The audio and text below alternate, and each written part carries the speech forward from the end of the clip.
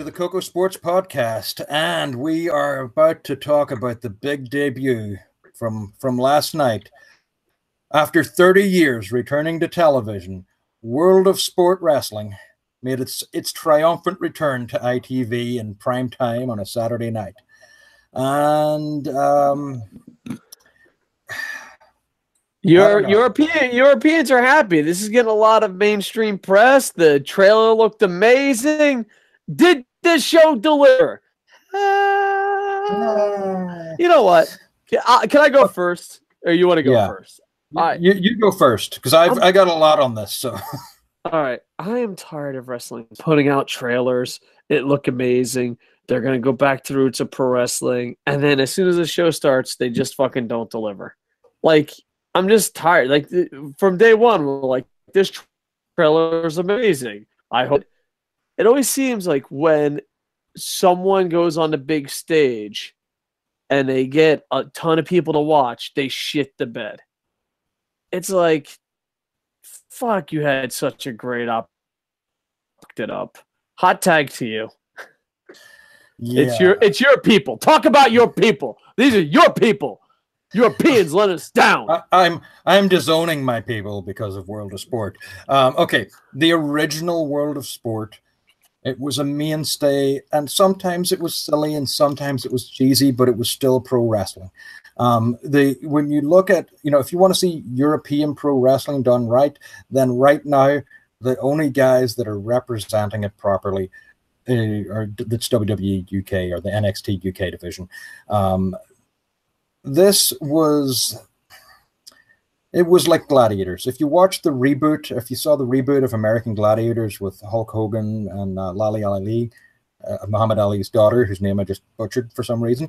But if you watched the reboot of that, this is what this felt like. It felt like the UK Gladiators show. It felt like a variety show. It didn't feel like a pro wrestling show. And one thing, if you start out after you've been off the air for 30 years, and it should start out with an amazing match, it should start out with a great match. What it actually started off with was Stu Bennett, the former Bad News Barrett, coming down to the ring and cutting a promo about how wrestling was going to be serious and we were going to get the clowns out of wrestling. Then he was interrupted by the World of Sport champion Grado, who came to the ring, and they did like a bit of a comedy exchange that like the crowd was completely silent for it. It got one or two laughs, but you could like hear individual people's comments. So it wasn't how you wanted to start things out. No, it's being filmed in a television studio, which I guess Impact have managed to pull that off pretty well. When they did the Impact Zone, their camera work was good. The camera work on this was horrible. It almost made me nauseous watching the show because there were so many cuts. And despite the fact they were cutting everywhere and they had shaky cameras, despite all of this, they still managed to miss a whole bunch of moves. They missed a whole bunch of stuff that was happening. And the show kind of let me down, especially for all the build-up and the anticipation and the history that they had to build on. And then they announced, the matches for the show: Will Ospreay versus Davey Boy Smith. And you're like, okay, so this should be good. So many great performers. So none of this was on the performers. Again, this is back to the Impact Wrestling problem. All of this was a production issue. They had elements of the show that were overproduced.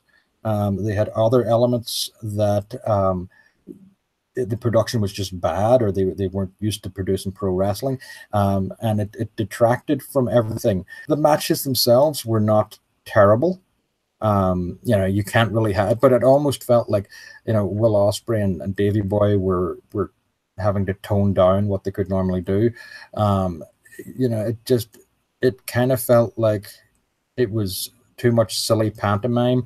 A lot of the finishes were overbooked. There were dusty finishes going on. There was a lot, just a lot of stuff for your opening show that you shouldn't have. The opening show should have been boom straight into a solid pro wrestling match. If you're introducing storylines, wait until a little bit later in the show to introduce your storylines. It just felt rushed. And the unfortunate thing when it comes to the production and the the commentary, which was not good either. Everything. The unfortunate part with all of that is that they've taped 10 weeks of this stuff in advance. So it's not like they can learn from their mistakes and go, okay, let's do this different next week or in 2 weeks' time. They got 10 weeks of this stuff in the can right now. So for the next 10 weeks, this is what we're stuck with as World of Sport. And it's a shadow of what World of Sport was. I mean, I can hope that it gets better. But, you know, I'm still going to watch it. But I really hope that it gets better. And that they start presenting it as something more serious, because right now it feels like you're watching a comedy show about wrestling rather than watching a wrestling show. This ain't just a World of Sport. Anyone who has a big stage in pro wrestling, don't advertise it for being awesome and deliver a second-rate WWE. There's too many times where people get on a big stage, there's some money mark, there's some huge opportunity. It's like, holy shit, something awesome is going to happen. Building up to it, you're like, it's going to be awesome. It's going to be athletic. It's going to be sports. It's going to be what fans want. It's going to be different than WWE. Surprise! It's WWE without the budget. Stop. And that's not even World of Sport. I'm looking at you, Impact. I'm looking at you, fucking Money Mark McGillicuddy's. Just stop. Don't fucking advertise something awesome WWE, because all you're doing is making WWE super fans go, well, I tried something new and it fucking sucked. I'm going back. Roman Reigns. That's on you, man. That's on you, you fucking bastards. Just how awesome was that trailer? It did, because like the thing is, we even talked about it, I think, our last podcast. That trailer was fucking amazing. I want to see that product. The product was not that trailer at all. You know what I mean? So fix your shit. Seriously. Fucking biggest goddamn stage, biggest opportunity for a pro wrestling company, probably in a really long fucking time. And you guys shit the fucking bed. Who comes out, like, who gets that chance to come out of no? This is like, you don't get a chance to take a wrestling company that currently has no television, okay? You don't get a chance to take them and then go, okay, we're going to put you on prime time on a Saturday night. And then do this. And it's aimed at, it feels like it's aimed at really young children. You know, they got like the big foam, instead of the foam fingers, they got foam fists. And they got like, but it's one of those, everything in the crowd seems the same. Like it feels like the crowd is almost just as produced as the show is. Almost like people are being told when to laugh and when to cheer and who to cheer for and all this sort of stuff. Because they're castmates. What did TNA used to call them? Castmates? Yes. You're part of the cast. Jesus Christ, I hate my life. You had a chance to change the fucking world. And instead, you're like, hey guys, WWE is pretty fucking decent, right? Like, you had a chance to change the world. And you fucking dropped the ball. And I hope it does good. Maybe in the next future weeks it will do good, but... Yeah. Well, I know one of the problems is we had multiple spots telling children, don't try this at home. Don't try this at home. When you have Grado coming on telling you, I'm a highly trained professional athlete, and you should not try this at home. So you had stuff like that. Now they did crown a new champion. Thank God. We said that they had to get the title away from Grado, and they did. And if you're going to put the title on someone, Rampage Brown is certainly somebody qualified to hold that championship. But I don't know. Like everything that I've seen is telling me that this is not going to last. It looks right now, unless they make changes, this is going to be a less popular version of Gladiators. And also, on that note, a few years ago, actually several years ago, there was a show from the United Kingdom called Celebrity Championship Wrestling, which again really wasn't wrestling. And I don't know if you actually had a chance to see this one, Dave. I think that was Hulk Hogan. No, this wasn't Hulk Hogan's. Hulk Hogan's was actually better. This one was Roddy Piper. Roddy Piper, D'Lo Brown, and I think Al Snow was involved.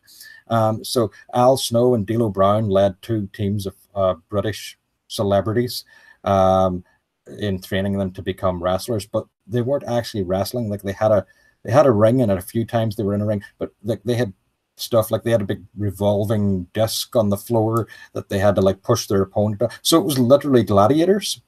I think they even had the pugil sticks at one time. And Jack Osborne, Ozzy Osbourne's son, was also the other host of the show, along with Roddy Piper. It didn't last very long. It got one short season. If all the shows look like gladiators, just bring back gladiators. Well, exactly, because it worked for gladiators. It worked. The British Gladiators show, which was huge. It got way bigger than American Gladiators ever did.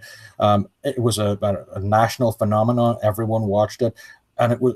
I actually went to a few of those shows, and their production was off the charts. And what they did for them worked for them.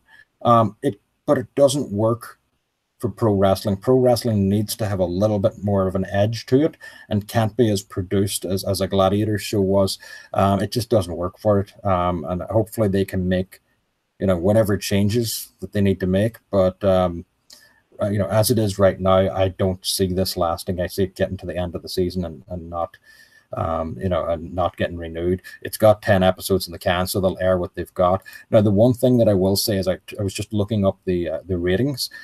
So the overnight ratings came in. The show peaked at 1.1 million viewers with an 8.7% share. Do you think it'll be like XFL? Well, next week it'll be in a tank. The show that they had the week before, there's a show called The Chase. That averaged around 1.5 with 16% share and peaked at 2.3. So this, World of Sport actually had a drop in viewership from the show that was in its slot the previous week. You got to understand, there's old classic TV shows like Dad's Army. I know a lot of the viewers won't know, but it's one of those classic UK shows that it's just, it's achieved a place in history and people go back and fondly watch old episodes. It's over 40 years old. It was getting 1.5 million viewers in the same time slot. So, showing old reruns of things from 40 years ago, we're outdrawing this, which, it's not a good start. The ITV have always had an attitude towards wrestling since it was pulled off the air. They see it as, it's lowbrow, it's silly, and this is everything that was. It was every stereotype that wrestling fans want to fight. This was all of them. And then mix into the fact that, you're going to have, this is supposed to be family entertainment on a family channel. So this is, when WWE says they're family friendly, but they're not really family friendly. There's something in there, at least for for adults and for hardcore fans. This is completely sanitized. It's completely homogenized. Like when Joe Hendry comes to the ring, anywhere in the UK that you go, you'll hear the chant of "local wanker." You're not going to hear that chant on this show, because I guarantee you that if they did, they would actually stop the match and just tell the crowd, okay, stop doing that. We're going to start this over and refilm it again, reshoot it. And that's what would happen, because I've been to those gladiator shows, which, when people chanted something inappropriate, they literally stopped the contests and told people they were going to be removed if they didn't stop chanting that. I actually saw them on one of the eliminators, which used to be the finisher, the final on gladiators. They would run this obstacle course. I saw them stop that, or not an eliminator, but it was one of the events where they had to run through a bunch of gladiators. They stopped it because the guy wasn't getting through, and it was obviously the guy they wanted to win and represent them. So he wasn't able to beat the gladiators. They stopped the thing, reset it, went and spoke to the gladiators, then he runs it again, and this time he steamrolled over all of the gladiators. So it was just like the gladiators was as worked as any other wrestling show. I don't want to live in a world where gladiators was worked. It was worked. But yeah, I mean, the TV company is not going to allow the fans to be, it's not okay. ITV is where it's not okay to be a passionate fan. But yeah, it's clearly produced for a really young audience. It's either going to get moved out of the time slot that it's in, or it's going to get cancelled after its 10-week run. I don't see it doing anything else unless they retool it. The problem is they got 10 episodes wrapped, so we're stuck with this for at least 10 episodes. Also, Alex Shane was the commentator, and I have a lot of respect for what he did for the UK wrestling scene, like, 10 plus years ago when the UK wrestling scene wasn't doing well. He was one of the pivotal forces trying to keep it alive. That being said, he is a terrible, terrible commentator and needs to be taken off the air. Stu Bennett should be allowed to commentate, but they've given him a commissioner role. But SoCal Val and Alex Sheehan, yeah, they were not good. So there was the commentary was bad, the camera work was bad, the production was bad. The guy in the ring, they were doing a good job, but you shouldn't have to ignore every other element of the show just to enjoy one portion of it. That being said, will I still watch? Yeah, I'll watch and support it because I'm a wrestling fan. But turn it around, do something, retool it. Yeah. Here's the thing. You're supposed to say we'll be rooting for you, but here's my honest opinion. I'll be rooting for you if you don't fucking suck. If you're another shitty fucking pro wrestling company, I got a lot of shit to do, and there's a lot of television. Netflix is a thing. So I'll root for you when you don't suck. Hopefully, I will say one other thing. Sorry. The one thing that I like is if this, at the very least, is an introduction to wrestling for people who haven't watched wrestling before. And I have a hard time thinking that people are going to watch this and become wrestling fans. But if they do, what they're doing is on their Twitter and on their social media accounts, they're actually saying, hey, thanks for watching our show. And if you want to check out some live wrestling action, go make sure and check out your local indie promotion, and talking about some of the great talent that's out there. So I agree with that. I agree with the fact that they have the platform and they're going to try to use that platform to help other, independent wrestling promotions. And maybe people get to, maybe people watch this and then end up going and watching a Rev Pro show live or something. And if that's the case, then they're going to be completely blown away by what they see because they've been introduced to wrestling on World of Sport, and then they go to something like that and they're gonna see what an amazing form of sport and entertainment wrestling can be. But yeah, right now I'm just if you can't do it right, don't do it, because you're just making the rest of wrestling look bad. But if you can turn it around, then please turn it around. Yeah, well, I have two friends that I introduced to pro wrestling. One never watched pro wrestling a day in his life, and I took him to Wrestle Kingdom, and he's like, this is pretty amazing. It is always like that. And then I took him to an indie event, and he's like, no. And then my girlfriend, she is not into wrestling, and we watched Kenny Omega and Okada live together, and she just watched the match. She's like, that's pretty amazing. Is it always that good? And I'm like, I need to start at World of Sport Wrestling and then build up to that. No, but hopefully it does good. I'm just tired of rooting for fucking people that have opportunities and they just act like Vince. You know what I mean? I might as well just watch Vince. No wonder why there's so many fucking WWE fanboys. Anyway, comment, subscribe. Here's the questions. You ready? Bam! Will it go improve? 2, will anyone from the UK actually admit this sucks? I'm looking at UK sites and they're like, this is the greatest thing ever. Long live the Queen, or whatever you fuckers say. 3, will you keep watching it for how long? And will it be? Because I think this is my prediction. 3 weeks, it goes to a new time slot. By the 10th episode, it's gone. That's my prediction. I hope I'm wrong. What do you think is going to happen at World of Sport? And are we a little too harsh on it? That's it. Well, comment, subscribe. Jerry, final words, and then we're going to wrap this bad boy up as I plug 37 things. Next week, they are advertising a ladder match. I love ladder match. That's my favorite gimmick match. Yeah, it's going to be a ladder match, and I believe that Viper is going to be involved. The Florida Indie Valet or someone else? No, Viper, a.k.a. Piper Niven. Gotcha. From the well, she's Megaton Barbie in Japan. Was Piper Niven in the Mae Young Classic. I think she's now wrestling as Piper the Viper Niven in the UK. And she's extremely talented. I'm a fan of hers, and I'm hoping that her involvement in this next week. I hope first of all that the ladder match brings more eyeballs to the show. Just the fact that they've promoted it now, and it's going to be a ladder match from a UK promotion in prime time in the UK. So I'm hoping that people are just like, oh, I got to tune in to see this. It might be maybe some people's first exposure to a ladder match if they were non-wrestling fans before. And when they do show this, I hope that it delivers. Although from what I've heard, because it's pre-taped, from what I've heard, the ladder match was actually pretty tame. But I guess it's what can they do on a family network on a Saturday, at 7 p.m. Well, hopefully it does good. SoCal Val, I'm happy for you. Go, really rooting for you. SoCal Val's awesome, and hopefully it does good. I just hope it gets better.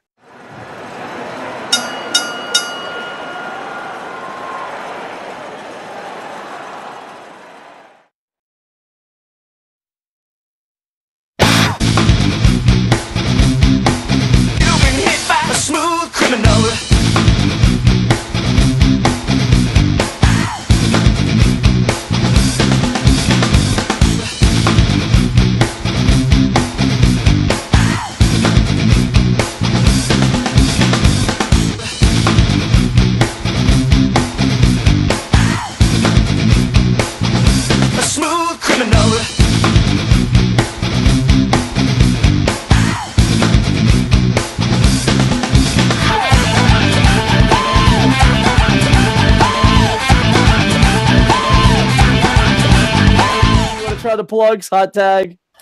Operation Freak Show, check it out. Buy Dave's book. He needs to eat. He's really hungry. I mean, I send him some money every once in a while, but I can't keep the guy. We just want to plug some other stuff that we got coming up. We got hopefully within the next 2 to 3 weeks, we're going to have the new Kocosports jerseys available. We have a lot of other stuff coming up in terms of marketing and advertising stuff, but we have a big show that we're helping with coming up at on September the 8th from United Boxing. So it's unitedboxingpromotions.com. Check it out. Tickets are available on ticketmaster.ca. So yeah, check those out. And I think with all of that said, like, comment, subscribe. Like, comment, subscribe. And with that, I am over.